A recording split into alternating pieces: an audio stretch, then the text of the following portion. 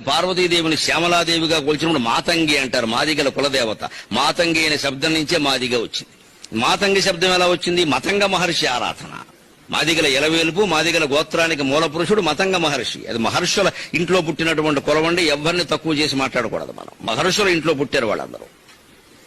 మతంగ మహర్షి యొక్క సంతానమే మాదిగలు.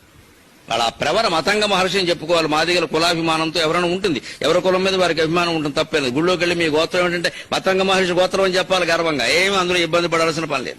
మతంగ మహర్షి యొక్క తపస్సు ప్రభావం కారణంగానే మాతంగి జన్మించింది. మతంగ మహర్షి ఎవరు సామాన్యులు కాదు. రామాయణంలో శబరికి గురువు ఆయన. శబరికి యోగ విద్య ఉపదేశం చేసిన ఆయన మతంగ మహర్షి. శబరి గిరిజన స్త్రీ. మతంగ మహర్షి ఇంట్లో పుట్టినవాడు మాతంగి. ఆ మాతంగినే మాతంగి మధుశాలిని కుర్యాత్ కటాక్షం కళ్యాణి కదంబ వనవాసిని జయ మాతంగ తనయే జయ నీలోత్పలద్యుతే జయ సంగీత రసికే జయ లీలా సుఖప్రియే అని కాళిదాసు గానం చేశాడు. ఆ మాతంగి దేవత యొక్క గొప్పతనం ఏమిటంటే ఏదైనా ఒక ఫలితాన్ని శీఘ్రంగా సాధించాలి అన్నవాడు మాతంగి ఉపాసన చేస్తాడు. ఇక అంతకుమించి నేను ఎక్కువ వ్యాఖ్యానించాను. నాకు కూడా పడతారు మళ్ళీ చెప్పమని.